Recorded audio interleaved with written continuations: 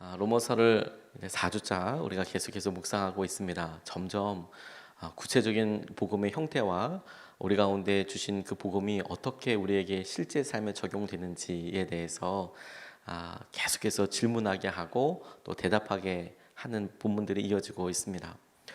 우리가 탁상에 앉아서 책상에 앉아서 막연하게 의가 무엇이, 하나님의 말씀, 복음이 무엇이지 라고 생각해서 얻게 되는 대답, 그게 의미 없다고 이야기는 할 수 없지만 그것이 무엇인가 라고 질문하는 것과 또 다른 삶의 측면이 있습니다. 우리의 삶이 날마다 선택들로 이루어져 있거든요. 실제로 우리가 오늘도 무엇을 찾아서 간다기보다 어느 것을 선택해야 할지에 굉장히 많은 힘과 또 정성을 들이게 됩니다. 그래서 의와 죄의 문제도 우리가 실제 상황으로 들어가게 되면, 우리의 실 상황에서 이렇게 보게 되면 무엇이냐라는 질문보다 어느 게 의로운 삶이냐, 어느 게 죄이냐, 어느 쪽이 죄인 거냐, 어느 것이 하나님께서 원하시는 것이냐, 이런 질문들을 하게 돼요. 오늘 로마서에서 바울이 그와 비슷한 질문을 우리에게 한다고 붙잡게 됐습니다. 의가 무엇이고 거룩함이 무엇이냐라는 질문보다, 그래서 의롭기 위해서 너는 어떤 삶을 살고 있느냐, 어떠하냐, 이런 질문 앞에 우리의 삶을 한번 점검해 보았으면 좋겠습니다. 첫 번째로 우리가 같이 바울이 우리에게 질문한 것대로 우리가 대답하고 싶은 것은 무엇이냐면, 우리 삶의 결정권을 누가 가지고 있는가 하는 것입니다. 선택이라고 이야기하면서 결정권이라고 이야기한 이유는 이렇습니다. 오늘 15절로 16절까지 말씀을 보면, 그러면 어떻게 해야 하겠습니까? 우리가 율법 아래 있지 않고 은혜 아래 있다고 해서 마음 놓고 죄를 짓자는 말입니까? 그럴 수 없습니다. 여러분이 아무에게나 자기를 종으로 내맡겨서 복종하게 하면 여러분은 여러분이 복종하는 그 사람의 종이 되는 것임을 알지 못합니까? 여러분은 죄의 종이 되어 죽음에 이르거나 아니면 순종의 종이 되어 의에 이르거나 하는 것입니다. 이렇게 설명하고 있어요. 이 표현이 아주 독특하면서도 정말 우리의 삶의 모습을 단편적으로 뚝 잘라서 보여주고 있다고 싶어요. 우리 스스로가 결정할 수 있었던 것, 선택할 수 있었던 것은 무엇이냐면, 누구에게 결정권을 주느냐 하는 거예요. 죄에게. 죄가 나를 다스릴 수 있도록, 다시 말해서 내가 죄의 많은 영향력을 받는 그 자리에 나를 스스로 데려다 놓고, 그리고 그 가운데 살고, 그게 아무렇지도 않게 그 방식대로 살 것이냐, 아니면 하나님의 말씀 앞에 순종의 종이 되어라고 표현되어 있는 것처럼 내가 주님 앞에 그 삶을 드리고 그 말씀대로 살기로 결단하는가. 그리고 나머지는 그런 영향력을 받으면서 살아가는 결과들이라고 이야기하고 있어요. 우리가 하는 선택이 우리 자신을 나타냅니다. 우리가 생각하는 것이 우리의 마음을 표현한다고 생각하는 경향들이 있어요. 그런 면이 없다고는 이해할 수 없겠지만, 실제로 우리 삶의 단면을 보여줄 때 당신은 어떤 사람입니까? 당신은 무엇을 의지합니까? 당신은 무엇에 따라서 행동합니까? 라고 이야기할 때 우리가 머리로 무엇은 무엇이다 라고 얘기하는 게 힘이 하나도 없어요. 오히려 실제로 우리가 결정할 때 보면 우리의 두려움이, 우리가 좋아하는 것이, 우리의 쾌락이 우리에게 중요한 결정을 하게 할 때가 더 많거든요. 그걸 이야기하는 겁니다. 우리의 말이 그런 역할을 한다고 싶지만 실제 우리의 삶이 다 보여주거든요. 말은 이야기하지만, 그런데 우리의 삶의 행동이 그대로 적나라하게 다 드러나는 것이죠. 우리가 아이들에게 어떤 말을 해주는 것이 우리가 아니고요, 우리가 우리 자녀들에게 어떻게 행동하느냐가 우리 자신인 겁니다. 그래서 여러분, 생각대로 살지 않으면 사는 대로 생각하게 된다는 말이 정말 맞는 말인 것 같아요. 우리가 정말 믿고 믿는 대로 사는 것이 아니면 그냥 우리가 사는 대로 믿어지게 돼요. 그 수준으로 믿어지게 돼요, 어느 순간에. 그래서 우리가 죄를 짓고 여전히 그 죄 짓는 것을 사랑하는 한 우리는 죄의 종입니다. 그렇게 이야기를 하고 있는 거예요. 이것이 절망적인 것이 아닙니다. 오히려 우리에게 희망이 돼요. 왜냐하면 우리가 선택해야 할 방향을 알려주기 때문에 그렇습니다. 우리가 여전히 죄를 짓고 여전히 그것을 사랑하는 것이 죄에게 복종할 수 있는 기회를 주고 그 영향력 아래 있는 것이다 라는 것을 통해서 우리의 모습이 여전히 죄 가운데 있는가 보다 라고 드러내는 것이 결코 좌절이 아닌 것이, 그렇다면 우리의 마음의 방향과 우리가 우리 삶에 어떻게 나아가야 할지를 하나님께서 명확하게 어느 것인지를 보여주는 거예요. 그렇다면 우리의 삶을 바꾸고 우리 행동을 바꿔야 하는 것이구나. 이것과 관련돼서 확신이라는 책을 읽다가 참 귀한 도전 하나를 이야기를 통해서 받게 됐습니다. 어떤 사람이 중요한 약속을 했는데 그 중요한 약속에 늦어버렸어요. 막 헐레부터 찾아와서 많은 사람들 앞에서 연설을 해야 하는데 늦어버린 거예요. 옷은 깔끔하게 찾아왔는데 앞자리에 딱 서자마자 늦게 와가지고 자기가 왜 늦게 왔는지를 설명을 한다고 생각해 보세요. 내가 왜 늦었습니다 라고 미안하니까 늦었으니까 설명을 해야 될 거 아니에요. 근데 이 사람 이렇게 이야기한 거예요. 여러분, 정확한 시간에 호텔에서 출발했지만 오는 도중에 타이어가 펑크가 났습니다. 타이어를 교환하려고 이렇게 바깥에 갓길로 나와서 준비하는데 세상에 고속도로에서 목재를 실은 30톤 화물차가 시속 100km로 나를 향해 질주해 와서 정면으로 나를 들이받아 버렸습니다. 그래서 이렇게 늦었습니다. 불편함을 들어서 대단히 죄송합니다. 이렇게 이야기했다고 생각해 보세요. 그런데 그렇게 이야기하는 사람이 양복도 곱게 차려입고 머리도 그대로 잘 빗겨져 있고 그런 모습이라면 이 사람이 이야기하고 있는 내가 왜 늦었는지, 내 삶이 왜 변했는지 이게 설명이 되지가 않죠. 아마 그런 교통사고가 났으면 아마 오지 못했을 뿐더러 살아있기도 어려울 정도일 거예요. 근데 말하는 내용들을 보면 막 그렇습니다 라고 이야기를 하는데 실제로 그 사람은 너무 말짱한 거죠. 아무 변화와 아무 결과가 없고 그냥 그렇게 본 것 자체로 이제 이야기를 그렇게 하는 거죠. 이분이 확신이라는 책에서 왜 이런 이야기를 들었냐면 복음에 대해서 이야기할 때 우리가 복음에 대해서 너무 그렇게 쉽게 얘기한다는 거예요. 두 가지 차원에서 쉽게 이야기하는데 그게 뭐냐? 하나는 신학적인 이유, 그리고 실천적인 이유. 이 두 가지인데 신학적인 이유란 뭐냐면 우리는 우리의 삶이 변했다는 것이 그냥 고백 한 번에 다 변했다고만 생각을 해요. 실제 우리 삶이 변한다고 생각하지 않고 내가 주님을 믿기로 했습니다. 그러면 그게 끝이라고 생각을 해요. 그리고 또 하나는 실제로 내가 주님을 만났습니다. 그래서 내가 죄인입니다. 그리고 하나님께로 그렇게 드리면 내가 하나님께로 돌이킬 수 있다고 생각을 해요. 아무 행동도 하지 않고 여전히 내가 죄에서 머물러 있고 내가 여전히 그런 일을 좋아하면서도 내 마음이 회개했다라고 생각을 하면 그러면 내가 변했다고 생각을 해요. 그런데 여러분, 저는 그게 아니라고 이야기하고 있는 것은 아닙니다. 다만 우리가 내가 예수 그리스도를 믿고 나는 복음의 사람이 되었습니다. 나는 주님을 따릅니다 라고 이야기할 때 그 말이 갖고 있는 삶의 변화는 목재 30톤을 실은 트럭에 팍 치어서 우리 가운데 일어나는 삶의 변화보다 작지 않을 거라는 거예요. 우리가 예수님을 만나고 내가 그분에게 따르게 됐다라는 것은 그냥 죄의 종이었다, 하나님의 종이 되었다, 이런 것이 그냥 말로 단순히 그렇습니다 라는 수준을 많이 넘어설 거라는 거예요. 그게 우리에게 또 다른 율법으로 뭘 해야 된다라고 이렇게 주장하는 것이 아니라 우리의 삶을 점검하는 굉장히 중요한 기준이 된다는 겁니다. 내가 누구에게 결정권을 주고 살아가고 있는가? 내 삶에 주님을 향한 사랑과 주님을 향한 간절함은 그만한 삶의 무게로 다가와 있는가? 이걸 질문하게 하는 거예요. 주님이 우리를 사랑하셨잖아요. 그래서 우리가 주님을 안다고 이야기하잖아요. 우리가 복종하는 것이 누구이냐? 우리가 누구의 말을 따라가고 있느냐? 이것을 심각하게 기도하고 점검해 보게 됩니다. 두 번째로 본문 말씀 우리에게 도전하는 것은 거룩함으로 나아가는 것에 대해서 이야기하고 있습니다. 거룩함에 대해서 22절 23절 말씀을 보면 이제 여러분은 죄에서 해방을 받고 하나님의 종이 되어서 거룩함에 이르는 삶의 열매를 맺고 있습니다. 그 마지막은 영원한 생명입니다. 죄의 싹은 죽음이요 하나님의 선물은 우리 주 예수 그리스도 안에서 누리는 영원한 생명입니다. 이렇게 이야기합니다. 하나님의 종이 되어서 거룩함에 이르는 삶의 열매를 맺고 있습니다. 거룩함은 말 그대로 이야기하면 우리의 삶이 다른 사람들보다 낫다 이런 의도로 쓰이는 단어가 아닙니다. 거룩함은 우리가 그냥 그리는 것처럼 종교적으로 우리가 어떤 특정한 행동을 한다에 집중되어 있는 것이 아니에요. 그렇게 표현이 될 수는 있지만 거룩함의 실제 의미는 우리가 하나님 때문에 따로 성별되어 있는 것들을 이야기합니다. 구분되는 것을 말해요.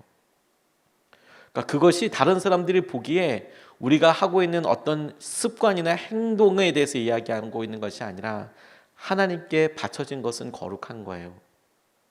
그래서 성막에 있는 여러 도구들 이런 것들이 만든 재료가 금이어서 노시여서 그래서 거룩한 게 아니고, 만든 사람이 엄청난 장인이어서 거룩한 게 아니고, 그게 하나님을 위해서 따로 구분되었기 때문에, 구별되었기 때문에 그것을 거룩하다라고 이야기합니다. 그게 원래 뜻입니다. 그래서 우리에게 거룩함이라고 이야기할 때 우리가 자꾸 헷갈리는 게 뭐냐면, 우리의 행동이 어떻게 변화되는가에 중심이 가 있지만 이것은 드러나는 결과일 뿐, 그 처음의 마음이, 우리의 말과 우리의 행동이 하나님 때문에, 주님 때문에 구별되어지는가, 여기에 중심이 있다는 거예요. 그래, 거룩해서 어떤 선한 영향력 이런 거 생각하는 두 번째고요, 우리가 주님 때문에 우리의 말이 바뀌고 우리의 행동이 구분되고 우리의 삶이 변화되었는가 하는 거예요. 그게 거룩함의 중심입니다. 그런데 이 거룩함과 함께 바울이 이야기하고 있는 것은 뭐냐면, 거룩함에 이르는 열매라고 이야기하고 있는 거예요. 열매를 맺게 된다고요. 열매를 가만히 생각해 봐도요, 어떤 일에 대한 결과, 일회적인 일에 대한 또 다른 일로 이어지는 또 다른 과정을 이야기하는 것이 아님을 알 수 있어요. 내가 어떤 행동을 해서 그 일의 결과가 단회적으로 계속 일어나는 게 아니라, 우리가 거룩하게 구별되어서 끊임없이 우리의 말과 행동과 심지어 우리의 태도가 끊임없이 과정과 반복과 시간과 이런 모든 일들을 통과한 다음에 맺게 되는, 씨앗으로는 볼 수 없는 전혀 다른 열매를 이야기해요. 거룩함은 우리가 주님으로 인하여서 심겨지고 주님 때문에 바뀌어져 있는 우리의 삶에 따로 구별된 것을 통해서, 하나님은 그렇게 구별되었기 때문에 우리가 했던 말을 통해서 이 말이 우리가 생각할 수 있는 영역들로서 이렇게 되겠지, 그렇게 열매 맺는 게 아니고요, 이런 거룩함은 하나님의 방식대로 놀라운 형태가 될 거예요. 이렇게 저는 장에 나가서 시골에서 목회할 때요, 모종 같은 걸 많이 봤습니다. 근데 이제 모종이 이미 나왔을 때는 씨앗은 사실 별로 잘 볼 수 있는 기회가 없더라고요. 고추 씨 이런 거 사실 우리 먹을 때 보는 고추 씨 말고요, 대부분 장에 나가면 이렇게 모종이 조그맣게 나와 있는 걸 갖다가 해요. 이 씨앗을 틔우는 게 생각보다 쉽지가 않더라고요. 수박 이런 것들도요, 수박을 통째로 가서 심는 게 아니고 수박 모종을 갖다가 이제 시골에서도 다 심더라고요. 그런 배양할 수 있는 이런 것들로 따로 이제 이렇게 해서 팔고 그래요. 그런데요, 가끔 가다가 이게 목사님 이런 씨예요 라고 보여주실 때가 있어요. 그런데 그 씨를 보고 이 모습이 어떻게 줄기가 되고 어떤 형태로 자라서, 그리고 이 씨를 통해서 이 열매가 어떻게 된다라고는 진짜 그려볼 수가 없습니다. 전혀 다른 느낌이에요. 전혀 다른 느낌이에요. 그 열매라고 이야기할 때 씨앗과 열매가 똑같지 않더라고요. 대부분 그 과정은 상상할 수도 없고요. 주님이 우리에게 요구하시는 첫 번째 제일 중요한 것은 무엇이냐면, 너의 말이 하나님을 위해서 구별되었는가, 너의 행동이. 뿐만 아니라 그 일은 열매에 이르기까지 지속적으로 너희가 열매가 어떤 형태가 될 거야, 내가 이렇게 하니까 주님께서 내게 이렇게 베풀어 주실 거야, 이런 복이 될 거야, 이런 식으로 내가 얻게 될 거야, 이게 아니고, 내가 주님 앞에서 하는 이런 거룩이라고 구별되어 있는 이런 일들이 주님께서 그런 반복적인 과정과 그리고 기간을 통해서 또 다른 열매들로 이어져 가도록 너는 내어 놓았는가 하는 것이죠. 그게 삶의 중요한 형태로 나타나는 경우들이 있어요. 우리가 다른 사람을 볼 때는 그렇구나, 저런 모습이 참 거룩해 보인다라고 판단되지만, 실제로 그 내용은 하나님을 위해서 구별되어 있는 것이 중심이라는 거예요. 이상 목사님이라는 분이 오랫동안 탈북자들을 도우셨어요.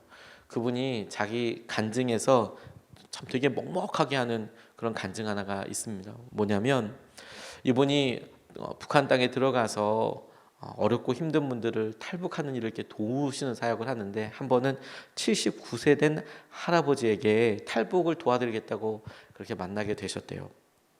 근데 할아버지가 입속에서 흘러나오는 말이 있었습니다. 할아버지, 여기서 크리스찬인 것도 알고 그래서 제가 탈북하는 거 도와드릴게요. 왜냐면 이 할아버지 평생 꿈이 찬송이나 실컷 해보고 죽고 싶다 이런 이야기를 하시니까 삶이 얼마 남지 않으셨었잖아요. 79세 정도면. 한국에서도 79세면 적은 나이가 아닌데, 북한 땅에서 열악한 여러 환경들인데 79세면 정말 장수하신 거죠. 건강 상태도 영양 상태도 말할 수가 없고요. 그래서 모셔가려고 이야기하는데 이분이 이렇게 이야기하시더래요. 그래도 결정하기 전에 하나님께 물어봐야지, 이렇게 이야기하더래요. 그래서 한 10분쯤 그러면서 울타리 밖으로 나가서 걸어 나가서 이렇게 혼자서 시간을 가지시더라는 겁니다. 한 10분 정도 걸려서 이 할아버지가 다시 돌아오시더니 그 거친 얼굴에 눈물이 계속 흘러내리고 있더라는 거예요. 그리고 이삭 목사님에게 이렇게 말씀하셨대요. 내가 하나님께 물었소이다. 저 미국에서 온 이 목사가 우리를 돕겠다는데 따라갈까요? 라고 물었더니 하나님께서 거꾸로 물으시더라는 거예요. 하나님께서 내가 능력이 없어서 너희들을 북조선에 남겨두는지 아느냐? 이렇게 물으시더라는 거예요. 그러면서 막 어깨가 들썩거리면서 막 우시듯이 말씀하신 게, 목사님, 매 맞는 것도 하나님의 뜻이랍니다. 굶는 것도 하나님의 목적이랍니다. 혹시 기회가 주어지면 남조선으로 가서 찬송이라도 실컷 부르고 집에 가고자 했는데 이 땅에 남는 것도 하나님의 뜻이라시니, 이렇게 대답하는 거예요. 그래서 그냥 서울로 가시자. 기회가 별로 없다. 진짜 가시자. 그러더니 다시 한번 이야기하시고, 나도 아오. 자유가 무엇인지를 예배당 종도 쳐봤고 성가대도 주일학교 교사도 해봤지요. 하지만 이 자리에 머무는 것이 하나님의 뜻이라고 하시니 자유보다 하나님의 말씀을 들어야 하지 않겠소. 나도 압니다. 자유라는 것이 좋은 기지. 마음 놓고 성경 읽고 찬송하고 새벽기도 나가고 헌금도 할 수 있고. 노인분께서 거절하시면서 말씀하셨대요. 우리 천국에서 만나죠.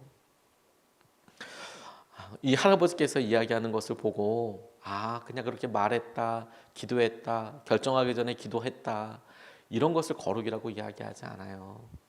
그분의 삶이 오랫동안 그렇게 나와서 하나님을 위해서 따로 준비된 말과 하나님 때문에만 결정할 수 있는 행동들과 하나님 때문에 하게 되는 태도들이 있다라는 거예요. 그걸 거룩함이라고 이야기하는 거예요. 그게 때로 우리가 보기에 어떻게 저런 결정을 하지? 어떻게 저런 삶을 살지?